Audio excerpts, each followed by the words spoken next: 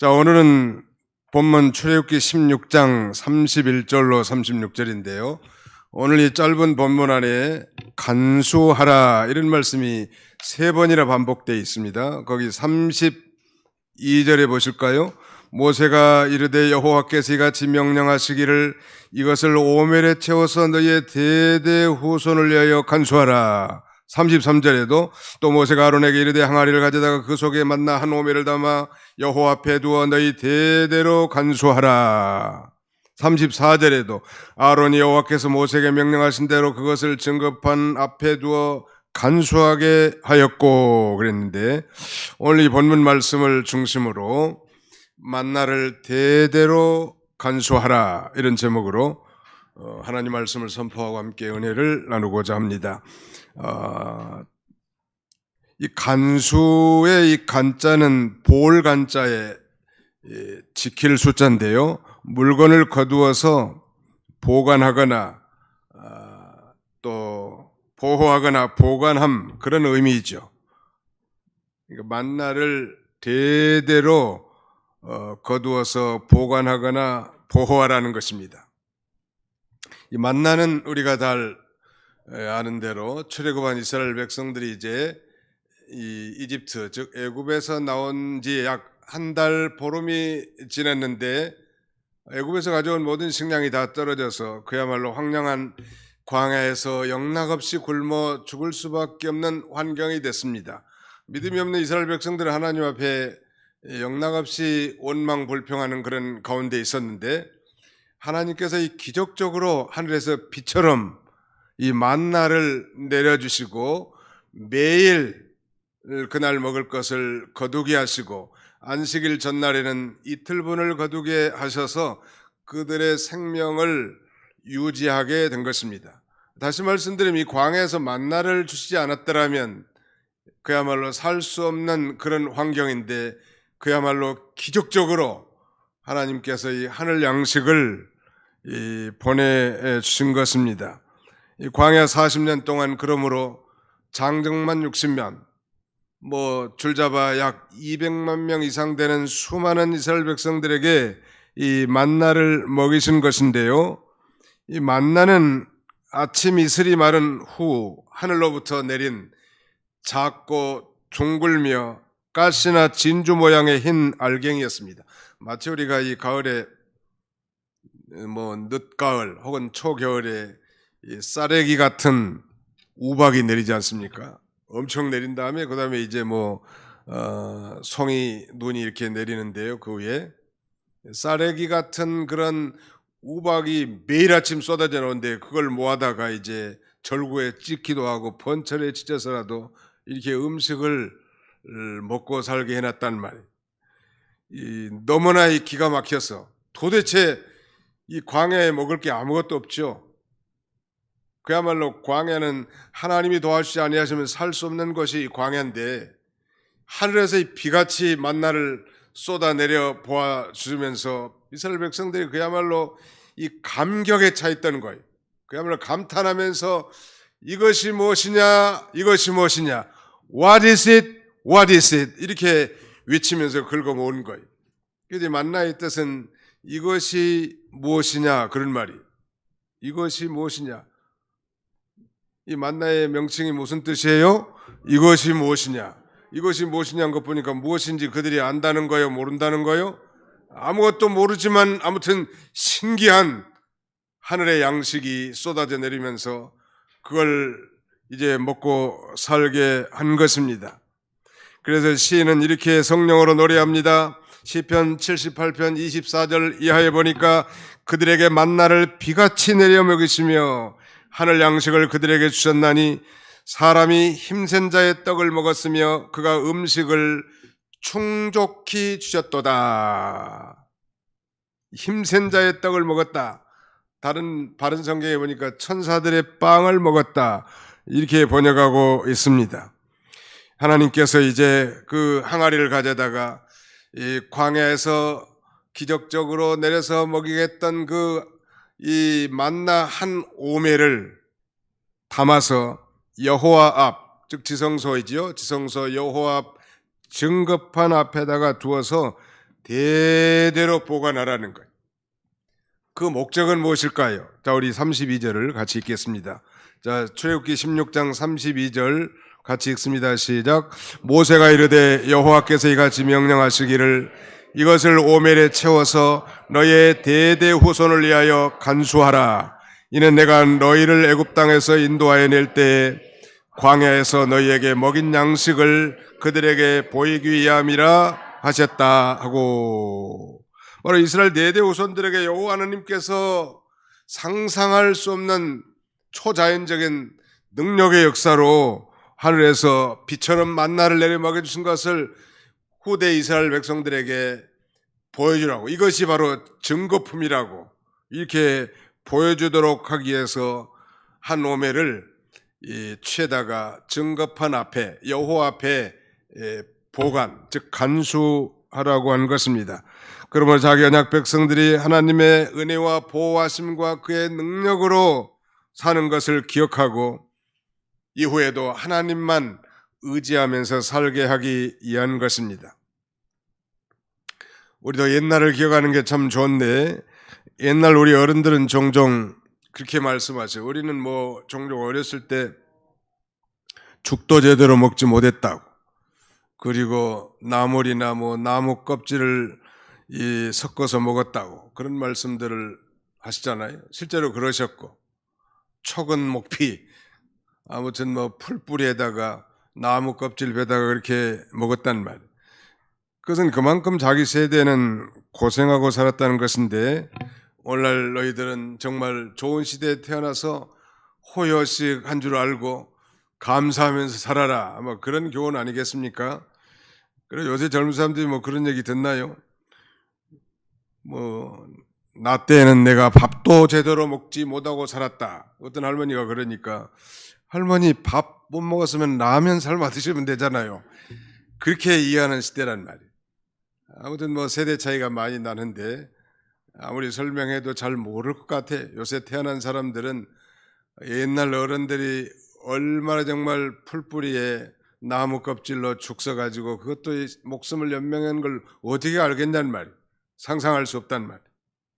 아무튼 오늘 이 만나를 대대로 간수하는 건 바로 후대 이스라엘 백성들, 이스라엘들의 그 후예들이 과연 그 사람이 살 수도 없는 이 광야 땅에서 뭘 먹고 살았대요? 그렇게 물어보면 너 이걸 보여주라는 거예요. 하나님께서 이 만나를 하늘에서 내려서 비같이 쏟아서 먹고 살게 했었다고, 그렇게 얘기해 주라는 거예요. 그 말씀대로 이제 실제로 한 오멜에 만나를 담아서 이제 아마 지성소 언약궤 안에 보관한 거예요. 우리가 배우기는 이 지성소, 성소 다음에 지성소가 있는데 그 지성소의 언약궤 안에는 이런 한 오멜을 담은, 말하자면 만나를 담은 항아리와 그 다음에 아론의 쌍난 지팡이, 그리고 십계명을 새긴 이 두 돌판이 거기에 보관되어 있었는데, 아마 이 사사 시대를 거치면서 만나를 담은 항아리와 아론의 쌍난 지팡이는 잊어버린 것 같아요. 상실해버렸단 말이에요. 그리고 솔로몬이 성전을 지을 때에는 이제 십계명을 새긴 두 돌판만 남아 있었다고 우리가 배우지 않았습니까?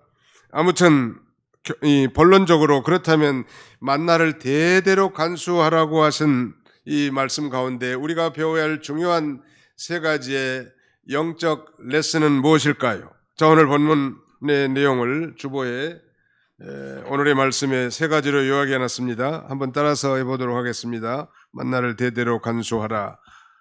만나를 대대로 간수하라고 하신 이 세 가지 영적 교훈은 무엇인가? 자, 한번 따라서 봅시다. 하나님께서 우리의 일용할 양식을 공급해 주신다.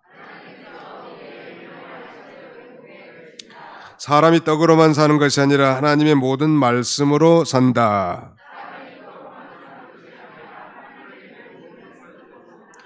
예수 그리스도는 우리의 생명의 만나이시다. 다른 건 다 잊어버리더라도 이 세 말씀은 꼭 한 주간 동안 깊이 묵상하면서 영혼의 양식으로 삼으시기를 바랍니다. 하나님께서 우리의 일용할 양식을 공급해 주신 분이시라는 것, 그리고 사람이 떡으로만 살 것이 아니요 하나님의 입에서 나오는 모든 말씀으로 살 것이라고 말씀하셨고, 그것은 결국 만나는 예수 그리스도를 상징하고 예수 그리스도는 우리의 생명의 떡이요 생명의 만나이신 것을 교훈하시기 위해서 이 광야에서 기적의 산물 만나를 내려 먹이게 하신 것입니다. 자, 구체적으로 하나님께서 우리에게 일용할 양식을 공급해 주신다는 것. God provides our daily bread to us. 하나님께서 우리에게 일용할 양식을 공급해 주신다.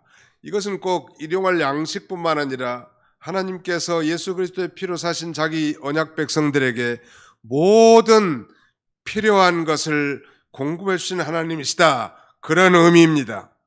만나는 하나님께서 날마다 내려주신 거예요. 한 번에 그냥 왕창 한 달분을 내려준 게 아니고 매일 아침 이슬이 거치면 이 만나를 내려주시고 그날 먹을 것을 이렇게 거두어서 하루 생활하게 하고 그 다음 날도 마찬가지고 그 다음 날도 마찬가지고 그리고 이제 마지막 엿새째 되는 날은 안식일 것까지 2배를 이렇게 내려주셔서 거두게 하셨습니다. 여호와 하나님께서 이스라엘 백성들 200만 인구에게 40년 광야 생활 동안 사시사철 구분 없이 일정한 시간과 제한된 장소에서 이 보좌관 없이 만나를 공급해 주셨는데 만나를 공급해 주시면서 그 백성들로 하여금 그 만나를 거두는 2가지 원칙, 한 3가지 원칙을 말합니다. 첫째는 하나님께서 매일 각 사람의 식물을 위하여 한 사람이 한 오멜씩만 거둬라. 그건 한 사람이 그날 먹을 만큼만 거두라는 거예요. 그 다음에 2번째는 식구대로 매일 한 오멜씩을 거둘 때 그 거둔 만나는 그날 다 먹어라. 그렇게 말씀했고요.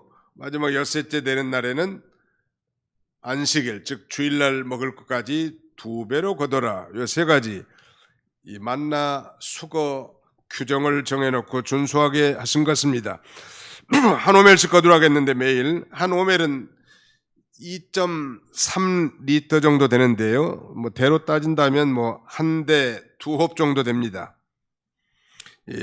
한 에바가 22리터니까 12대. 한 오멜은 그 에바의 한 10분의 1이 된다는 말이에요. 식구대로 매일 한 오멜씩을 거두되 그날 거둔 것은 그날 다 먹으라는 거예요. 그렇지 않고 그 다음 달로 미루면 어떻게 되는가? 안 먹고 놔둔 것은 벌레가 먹든지 냄새가 나서 못 쓰게 된다는 것이죠. 여기에 대한 이 영적 교훈은 이 하나님 것에 대해서 우리는 그날에 할 것은 그날에 하라는 거예요. 그 이유는 하루하루 이 개인의 양식을 위하여 늘 하나님을 의지하게 하고 매일의 삶 속에서 함께 하신 하나님의 은혜와 사랑과 그 기적의 섭리를 순간순간 체험하면서 감사하고 순종의 삶을 살게 하기 위한 것입니다. 매일매일 Our Daily Bread라고 하는 책자가 있는데 매일매일 그날 읽을 성경과 그 다음에는 해석 그리고 적용을 기입한 그런 책이 있습니다. 매일 그러니까 매일 그걸 가지고 말하자면 묵상을 하고 영혼의 양식으로 삼는 그런 경건서적들이 많이 나와 있는데 개인적으로 그건 사다가 이렇게 보는 것도 참 좋을 것 같아요. 매일매일 그 얘기는 우리 성도들도 사실은 매일매일 은혜를 받아요. 지난주에 나는 엄청 은혜를 받았으니까 이제 한 달 동안은 은혜 안 받아도 된다. 그런 게 아니고 우리는 그때그때 하나님 주시는 은혜가 있단 말이에요. 그날 받을 은혜를 그렇게 날마다 섭취하는 새벽에 늘 말씀을 묵상하면서 영혼의 양식을 얻는 것도 참 중요할 것 같습니다. 양식이라는 건 매일매일 먹어야지 뭐 한 번 왕창 먹고 배 뚱뚱하게 나와가지고 보대 끼면서 살라는 건 아니잖아요. 매일 적당하게 양식은 매일매일 먹는 거예요. 그래서 성경에는 그 빵을 다 우리 성경에는 떡으로 번역을 해놨는데 사실은 정확한 건 빵입니다. 서양 사람들은 빵이 주식이잖아요. 매일 먹는 거예요. 우리는 뭐 매일 떡 먹는 인간들이 얼마나 있을까요? 저도 떡을 굉장히 좋아해요. 어려서 제 별명이 떡보였습니다. 내가 이런 얘기를 어떤 교회에서 했더니 신방 갈 때마다 떡만 사다 내놓더라. 그런 불행한 일이 없기를 바랍니다. 떡은 가끔 가다 먹어야 맛있는 거지 매일 먹는 건 아니에요. 한신 아파트 앞에 가면 뚜레쥬르라고 하는 제과점이 있습니다. 빵집.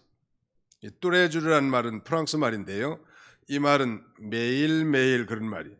그 사람들이야말로 매일매일 신선한 빵을 우리는 구워서 소비자 여러분들에게 공급합니다. 그런 의도로 만들겠지만 우리 그리스도인들은 매일매일 양식을 먹어야 돼.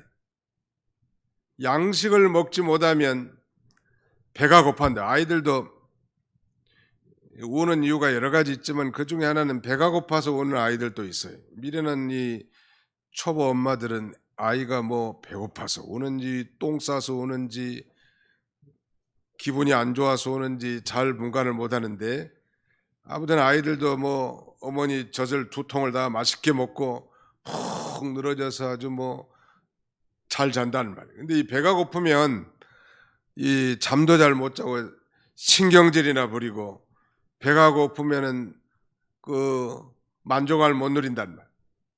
우리 그리스도인들도 마찬가지입니다. 교회 다니긴 한데 영혼의 양식을 먹고 심령이 배가 불러야 기쁘고 즐거워서 봉사도 하고 연보도 하고 충성도 하고 형제 사랑도 하고 이웃도 돌보고 그럴 텐데 항상 심령이 걸걸 해가지고 말이죠. 갈증에 시달리는 사람은 자기도 지금 만족하지 못하는데 누구를 채워주겠냐는 말이에요.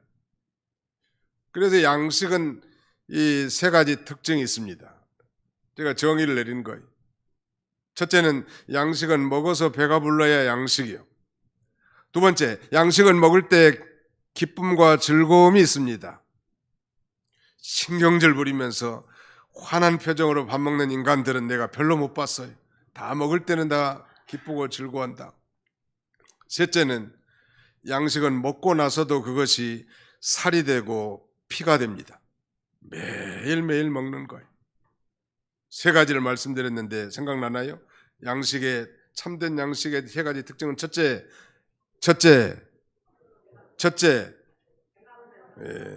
그 양식을 먹으면 배가 부르는 거예요. 두 번째는 그 양식을 먹을 때도 기쁘고 즐겁고 마지막 3번째 먹고 나서도 살이 되고 피가 되는 생명이 되는 거예요. 그게 양식입니다. 바로 이 광야는 사람이 살 수 없는 땅인데 어떻게 그들이 40년 동안이나 버텼을까? 그것도 한두 명도 아니라 200만 명 이상 되는 엄청난 숫자가 그것은 바로 매일매일 필요한 양식을 하늘로부터 하나님께서 공급해 주셨기 때문입니다. 이 광야를 왜 건너겠는가? 거기에 대해 성경적 증거 구절도 있습니다만 사실 애굽에서 가나안 땅까지는 저 지중해 이 동쪽이라든지 그러니까 가나안 땅 서해안으로 이렇게 간다면 굉장히 빠른 길로 가나안 땅에 갈 수 있지만 왜 하나님께서 이스라엘 백성들을 홍해의 광야길로 뺑뺑 돌려서 40년 동안 고생하게 했는가? 왜 광야길을 통과했는가? 낮추시고 시험하사 복 주시기 위한 것인데 이 광야라고 하는 이 세상은 하나님이 도와주지 아니하시면 살 수 없는 것이요. 그래서 하나님만 의지하면서 살게 하려고 하는 거예요. 영적으로 오늘 이 세상은 광야 같은 세상입니다. 가나안 땅은 저 천국을 상징하지요. 우리가 천국 가기 전날까지 이 세상은 광야 같은 세상이므로 누구를 의지해야 살 수 있어요? 하나님을 의지해 살 수 있는 것. 나는 하나님 없이도 살 수 있어. 대단한 똑똑한 사람 같지만 아주 교만한 사람. 내 인생의 주인은 나야. I am the master of my life. 이렇게 주장한 사람이란. 내 인생의 선장은 나야. I am the captain of my life. 내 인생의 선장이다. 자기가 왕이라는 건데 그런 자가 가장 불쌍한 자고 가장 교만한 자입니다. 그러므로 이 세상에서 가장 교만한 자는 믿지 않는 자가 가장 교만한 자인 것입니다. 예수 그리스도를 통하여 하나님을 아버지로 모시고 이제 그분을 의지하면서 겨우겨우 우리가 살아갈 수 있는 것입니다. 왜? 이 광야 같은 세상이기 때문에. 그리고 날마다 필요한 것들을 주 앞에 간구함으로 하나님께서 우리의 모든 일상에 필요한 것들을 공급해 주신다는 말. 바울은 빌립보 교회에 보낸 편지에서 빌립보 4장 19절에 이렇게 말합니다. 나의 하나님이 그리스도 예수 안에서 영광 가운데 그 풍성한 대로 너희 모든 쓸 것을 공급해 주시리라. 나의 하나님이 영광 가운데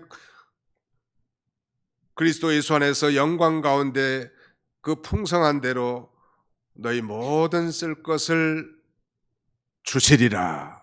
하나님이 모든 필요한 것을 공급해 주심을 알게 해주시려고 후대에 이게 뭐예요? 이 항아리에 담은 이건 뭐예요? 만나란다. 만나는 뭐예요? 그래 우리 조상들이 저 광야 사막에서 사람이 살 수 없는 땅을 거닐 때 우리 하나님께서 저 하늘에서 비와 같이 쏟아 주셔서 그걸 긁어 모아 우리 조상들이 먹고 살았던 양식이란다. 매일매일 모았단다. 그리고 안식일 전날은 두 몫을 거두어서 안식일을 지키겠단다 라고 이렇게 대답해 주신 것이죠. 안식일 날은 하나님께서 만나를 내리지 않으셨습니다. 그러니까 안식일 날 가면 만나를 거둘 수 있을까요? 없었을까요? 내리지 않았는데 어떻게 거둬? 그 전날에 거두겠단 말. 이것을 통해서 우리가 배울 수 있는 중요한 교훈은 우리 하나님께서는 안식일의 창조자시고 안식일의 주인이시면서 우리 그리스도인들로 하여금 노동과 안식에 대한 균형 잡힌 성경적 교훈을 우리에게 제시해 주는 것입니다. 엿새 동안은 힘써 일하고 나머지 하루는 엿새와 다른 하나님을 섬기고 예배하는 날로 섬기도록 바로 이 주일 안식일을 제정한 것이죠. 두 번째, 만나를 대대로 간수하라고 하신 중요한 영적 교훈은 따라서 합시다. 사람이 떡으로만 사는 것이 아니라 하나님의 모든 말씀으로 삽니다. 그걸 교훈해 주려고 하는 거예요. 사람이 먹고 살아야 사는 것이죠. 이렇게 대답하는 분들이 많지요. 돈 있어야 살지요. 돈 있어도 죽는 사람 많더라고. 사람이 사는 건요, 하나님의 말씀으로 사는 거예요. 그러니까 하나님의 말씀만 붙들고 있으면 하나님이 살게 해준다는 거예요? 못 살게 한다는 거예요? 살게 해준다는 거예요. 이 엘리야, 구약시대 엘리야 선지자 당시에 치세한 왕은 아합 왕입니다. 아합 왕의 그 우상 섬김과 그의 악처 이세벨의 그 우상 전도사 역할 때문에 하나님께서 이 북이스라엘에 엄청난 3년 6개월의 가뭄이 들게 합니다. 그야말로 다 굶어 죽을 판인데 말씀을 붙든 하나님의 종 엘리야를 하나님께서는 그리 시냇가에 불러서 시냇가에 졸졸 흐르는 물로 목을 초기게 하시고 저 까마귀를 시켜서 떡과 고기를 물어다가 그 선지자를 먹게 하는 거예요. 말씀을 붙들고 하나님의 뜻을 붙든 이 엘리야를 이 가뭄의 시기에도 하나님께서 먹여주셨단 말. 이북에서 그 믿음이 좋은 분들이 6.25 전쟁이 일어나고 소위 1951년 일사후퇴 때 말이죠. 많은 이 신실한 그리스도인들이 내려왔습니다. 그들이 내려올 때 물론 집문서, 반문서 다 가지고 내려요. 통일되면 자기 재산 차지하려고. 그 집문서, 반문서가 소용 있었어요? 없었어요? 지금까지도 소용없어. 그런데 목사님들은 성경 하나 들고 오는 거예요. 말씀 하나 가지고. 말씀 하나 가지고 와가지고 열심히 노력하고 믿음으로 살았더니 하나님이 정말 풍족하고 넘치도록 다 살게 했단 말. 믿음으로 살고 하나님만 붙들면 살 길이 열리는 거예요. 한번 따라합시다. 하나님만 붙들면 살 길이 열립니다. 믿습니까? 네, 그게 믿는 게 신앙이에요. 이거 뭐 하나님 붙들어도 뭐 돈 벌어야 살지. 돈 없으면 뭐 어떻게 삽니까? 그 맞는 말인 것 같이 굉장히 맞는 말인 것 같지만 굉장히 불신앙적인 말입니다. 믿음으로 사는 사람은 당연히 하나님이 건강도 주시고 건전한 일자리도 주시고 사고도 건전하게 해서 살아가도록 다 환경을 열어주시는 거예요. 믿음으로 살면, 말씀만 붙들면 살아가게 하신단 말. 예수님께서 이 공생애를 시작하기 전 이제 소위 40일 금식 기도를 시작합니다. 40일 동안 굶었으니 얼마나 배고프냐는 말. 사탄은 이 틈을 타서 그 예수님을 넘어뜨리려고 찾아옵니다. 내가 만일 하나님의 아들이라면, 내가 정말 메시아의 자격이 있다면 이 돌들을 명하여 떡덩이가 되게 해서 먹으라고. 우리 같으면 그냥 한번 해버리겠는데, 그냥 한판 돌을 갖다가, 예수님은 하나님이니까 얼마든지 돌을 떡으로 만들 수 있기 때문에 그냥 하면 될 수 있을 텐데, 예수님은 사탄아 물러가라, 사람이 떡으로만은 살 것이 아니요 하나님의 입에서 나오는 모든 말씀으로 살 것이니라, 그렇게 물리치지 않습니까? 이 사탄의 그 공작이, 메시아의 직분은 이렇게 기적을 행해서 능력을 증명하는 것이 아니라 오히려 대속적 죽음을 통해서 하나님의 사랑을 나타내는 데 있었던 것입니다. 그래서 예수님은 그 사단의 숨은 동기를 갈파하고 말씀으로 물리치신 것이죠. 우리가 사람이 떡으로만 살 것이 아니요 하나님의 말씀으로 살 것이니라. 이 말씀은 우리 육신은 떡으로 살지만, 빵으로 살지만 우리 영혼은 말씀으로 사는 것인가? 그렇게 해석한 사람들도 참 많이 있는데, 사실은 하나님의 말씀만 붙들고 나가면 하나님이 살게 해주시니, 어떻게 살게 해줄까? 우리 영혼이 창성하게 해주시고, 이렇게 말씀을 붙들고 하나님의 뜻을 행하면서 그 영혼이 창성한 자에게는 하나님께서 또 먹을 것도 예배해 주시는 하나님이시죠. 놀라운 일이에요. 순서가 다 거꾸로 되는 경향이 참 많이 있지만, 정말로 믿음으로 나가고 말씀만 붙들고 나가면 하나님께서 좋은 사람도 만나게 해주시고, 좋은 환경도 만나게 해주시고, 좋은 잡도 주시고, 그래서 어떻게든지 하나님이 또 먹고 살도록 인도해 주신다는, 믿으시면 아멘 합시다. 그 신앙이, 그렇다고 일하지 말라는 건 아니죠. 신앙을 가지고 자기 맡겨진 일에 최선을 다할 수밖에 없는 것입니다. 말세에는 이런 참된 양식이 희귀한 시대라고 했죠. 이런 참된 만나를 사모하고 찾아서 자신의 영의 양식으로 삼고 나가야 되겠는데, 우리 성도라도 이 참된 만나를 먹지 못하는 이유가 있습니다. 요한계시록에는 소위 버가모 교회라는 교회가 있는데, 이들은 이 발람의 교훈, 니골라당의 이 교훈을 쫓아갔습니다. 그 발람과 니골라당의 교훈의 내용은 똑같은데 핵심의 내용은 두 가지. 첫째는 우상의 제물을 먹는 것과 그 다음에 다른 하나는 음행하는 것입니다. 성도라도 우상의 제물을 먹고 음행을 하게 되면 아무리 하나님의 말씀을 들어도 그것이 생명의 양식이 될 수 없는 것입니다. 그래서 요한계시록 2장 17절에는 이렇게 말씀합니다. 귀 있는 자는 성령이 교회들에게 하시는 말씀을 들을지어다. 이기는 그에게는 내가 감추었던 만나를 주고, 그랬는데, 이기는 그에게는, 그 말은 회개하는 겁니다. 우상의 제물 먹고 음행했던 죄를 회개하는 거예요. 남의 얘기하는 것 같지만 우리에게 주신 말씀이, 우상의 제물이라는 게 뭐겠습니까? 그건 하나님의 말씀을 어기고 취한 그런 제물이라고 할 수 있습니다. 하나님을 도외시한 인간의 경영, 우상의 제물이. 음행도 마찬가지. 실제로 간음하는 것도 음행이지만 세상을 사랑하는 것, 하나님을 떠나서, 아니 하나님보다도 세상을 더 사랑하는 모든 것들이 다 우상의 제물이고 음행인과 마찬가지란 말.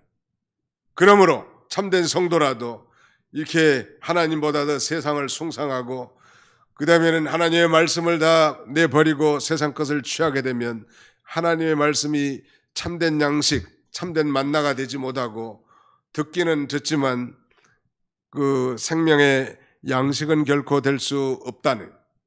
그러므로 내 인생과 내 삶 가운데 하나님보다 더 중하게 여긴 것들, 이런 것들을 다 제거하고 철저히 회개하고 하나님만 붙들고 하나님의 말씀을 절대적 진리로 믿고 생명으로 삼고 나가는 자에게 이 마지막 시대에도 하나님께서는 생명의 만나 또 신령한 영의 양식을 우리에게 공급해 주시는 것입니다. 예수님께서는 나의 양식은 나를 보내신 이의 뜻을 행하며 그의 일을 온전히 이루는 이것이니다. 그렇게 말씀하셨습니다. 나의 양식은 이 나를 보내신 이의 뜻을 행하며 그의 일을 온전히 이루는 것이다. 예수님의 양식은 하나님의 뜻을 행하는 것이고 하나님의 뜻을 온전히 이루는 거예요. 우리가 양식을 먹으면 그 양식의 세 가지 특징 가운데 먹을 때 기쁘고 즐겁다고 했죠. 또 먹으면 배가 부른다고 그랬죠. 배가 안 부르는 건 양식이 아닙니다. 그 담배는 양식일까요? 양식이 아닐까요? 제가 이 정의한 세 가지 원칙에 해당되지 않아요. 배가 부르지 않고 연기로 배가 부를 수 있을까요? 배가 부르다는 얘기는 기쁘고 만족하다는 거예요. 정말 참된 양식, 좋은 양식을 먹으면 흐뭇하다는 말. 여러분들이 뭐 좋은 레시피에 좋은 음식을 만들어서 먹으면 흐뭇하고 만족하는 것처럼 우리가 정말 이 믿음에 서서 하나님의 뜻을 행할 때 우리는 세상이 알 수 없는 참된 양식을 먹는 것처럼 심령이 기쁘고 즐겁고 만족하게 될 것을 가리키죠. 그런 면에서 이 하나님의 뜻이라고 하는 것은 우리 인간에게 있어서 이 하나님의 뜻을 행하는 것은 하나님의 뜻을 아는 것은 최고의 지식이고 인간에게 있어서 하나님의 뜻을 행하는 것은 최고의 업적, 최고의 성취입니다. 영어로 표현하자면 the greatest knowledge is to know the will of God. 하나님의 뜻을 아는 것이 최고의 지식이고 the greatest achievement, 최고의 성취는 is doing the will of God. 하나님의 뜻을 행하는 것입니다. 하나님의 뜻을 행할 때 우리 찬양대원을 은혜롭게 찬양을 참 잘하셨는데 성가대원으로서 정말 기도하면서 잘 준비해서 이렇게 찬양을 하면 우리도 은혜를 받지만 본인들도 마음이 기쁘고 즐거운 거예요. 우리 성가대들만 양심적으로 그래요? 안 그래요? 네, 그렇대요. 모든 직분이 마찬가지예요. 누가 보든 안 보든 부엌에서 열심히 설거지하는 우리 봉사대원들이 있는데 좀 다른 분들에게도 좀 양보 좀 하시라고. 왜 양보 안 할까? 나 이건 자기들도 그 설거지를 부지런히 해야 영혼의 양식을 먹는 것이기 때문에 얼른 양보를 안 하는 모양인데 나눠서 답수시라고. 모든 교회들 목사는 목사대로, 장로님들은 장로님들대로, 권사님들은 권사님들대로 정말 자신의 처한 위치에서 자신에게 주신 모든 탤런트와 직분과 사명을 통하여 하나님의 뜻을 감당할 때 우리는 영혼의 만나 이 하나님이 주시는 세상이 알 수 없는 아니 다른 사람도 알 수 없는 신령한 양식을 먹기 때문에 집에서 누리지 못했던 심령의 기쁨과 즐거움으로 충만하게 우리에게 채워주시는 것입니다. 믿으시기 바랍니다. 마지막 하나는 이제 예수 그리스도가 우리의 생명의 만나이십니다. 따라서 합시다. 예수 그리스도가 우리의 생명의 만나이십니다. 예수님께서 그렇게 말씀하셨어요. 내가 곧 생명의 떡이니라. I am the bread of life. 내가 생명의 떡이다. 요한복음 6장 35절에 보니까 예수께서 이르시되 나는 생명의 떡이니 내게 오는 자는 결코 줄이지 않을 터이요 나를 믿는 자는 영원히 목마르지 아니하리라. 예수님께서 이 가버나움 회당에서 어느 날 자신이 생명의 떡이라고 말씀하시면서 자신이 어떤 존재인지 무엇 때문에 이 땅에 오셨는지를 스스로 증명하셨습니다. 자신의 살이 곧 세상 모든 사람들에게 생명을 주시기 위한 떡이라고 말씀하셨단 말. 그러니까 유대인들이 육신에 속한 유대인들이 수군거리는 거예요. 우리 조상들이 광야에서 이 모세를 통해서 만나를 먹었다고 이렇게 자랑하는 거예요. 사실은 그 만나가 상징하는 것은 장차 하늘로부터 내린 참떡 되시는 예수 그리스도를 상징하는 것은 전혀 인식하지 못한 채 조상들이 정말 기적의 산물인 만나를 먹었다고 예수님 앞에서 자랑한 거예요. 이것이 무엇이냐? 이것이 무엇이냐? 도대체 이것이 무엇인지도 알지 못하면서 신기한 하늘떡, 천사의 양식을 그들이 먹었는데 그것은 곧 장차 이 땅의 죄와 그 다음에는 사망으로 말미암아 종살이하면서 저 영원한 지옥에 떨어질 비참한 인생들에게 정말 다시 죽지 않을 참떡, 참 만나 되신 예수 그리스도를 보내주실 것을 우리에게 예표해 주고 있는 것입니다. 그러므로 예수님께서 내가 온 것은 양으로 생명을 얻고 더 풍성한 생명을 얻게 하려 함이니라 라고 요한복음 10장에 그렇게 말씀하셨죠. 바로 예수님이 생명의 떡이십니다. 한번 해봅시다. 예수님이 생명의 떡이십니다. 베들레헴이라고 하는 지명은 이 떡집이라고 그랬죠. 베트라고 하는 말이 집이란 뜻이에요. 레헴이란 말은 떡이란 뜻이거든요. 떡집에서 생명의 떡 대신 예수님이 탄생하신 거예요. 놀라운 이 일치지요. 떡집에서 생명의 떡. 저는 어려서부터 떡을 참 좋아했습니다. 그래서 뭐 떡이다 그러면 뭐 자다가도 벌떡 일어나 버려. 아니 세상에 깔깔한 보리밥이라든지 서숙밥이라고 수수밥이라는 수수밥을 전라도에서는 서숙밥이라고 그래. 까칠까칠 맛없는데 떡은 얼마나 부드럽고 맛있냔 말이야. 그게 제 별명이 떡보예요. 떡을 좋아하다가 나는 생명의 떡 되시는 예수님을 만나 이제 영원히 목마르지 않은 삶을 살게 되었습니다. 그리고 나는 이 떡을 전파하는 떡 전도사가 된 거예요. 예수님께서 친히 그렇게 말씀하셨죠. 인자의 살을 먹지 아니하고 인자의 피를 마시지 않는 자는 생명이 없느니라. 인자의 살을 먹지 아니하고 인자의 피를 마시지 않는 자는 이 나와 상관이 없느니라 라고 말씀하니 어떻게 저 인간이 제 살과 피를 찢어서 주겠다는 말인가? 육신에 속한 유대인들은 정말 의구심이 가득 찼지만 바로 예수님의 살과 피를 먹고 마신다는 것은 예수 그리스도를 자신의 구주로 영접하는 걸 가리킵니다. 바로 예수님이 저 십자가에서 나의 죄를 감당하기 위해서 살이 찢겨지시고 내 죄를 모두 사해 주시기 위해서 피 흘렸다는 사실을 내 마음에 믿는 것이 먹는 것이요 믿는 것이 마시는 것입니다. 따라서 합시다. 믿는 것이 먹는 것입니다. 믿는 것이 마시는 것입니다. 여러분들이 정말로 예수 그리스도를 자신의 구주로 영접했다면 그것은 벌써 예수님의 살과 피를 먹고 마신 것이고 또 우리가 저 천국 가는 날 이 만나는 광야 생활 내내 40년 동안 먹었습니다. 그러나 요단강을 건너 저 가나안 땅에 들어가면 이제 이 만나가 내리지 않습니다. 중단되는 거예요. 우리도 마찬가지예요. 이제 저 천국에 가면 생명의 주님이 나와 동거하기 때문에 이제 뭐 별도의 생명의 만나를 먹을 필요는 없지만 저 천국 가는 이날 이 시간 이 광야의 이 세월 동안 우리가 사는 날 동안은 날마다 이 생명의 만나를 먹어야 돼. 봉사하면서도 먹고 예수님으로 말미암아 살고 예수님과 더불어서 교통하고 예수님에게 힘을 얻어서 살고 문제를 해결받고 예수님과 날마다 동거동하며 사는 것이 예수님의 살과 피를 먹고 마시는 것. 이걸 먹어야 우리는 살 수 있는 이 광야 생활을 이겨나갈 수 있는 것입니다. 사랑하는 성도 여러분, 오늘 이 만나를 대대로 간수하라고 하신 우리 주님의 이 말씀을 통한 영적 신령한 교훈 세 가지를 저는 증거했습니다.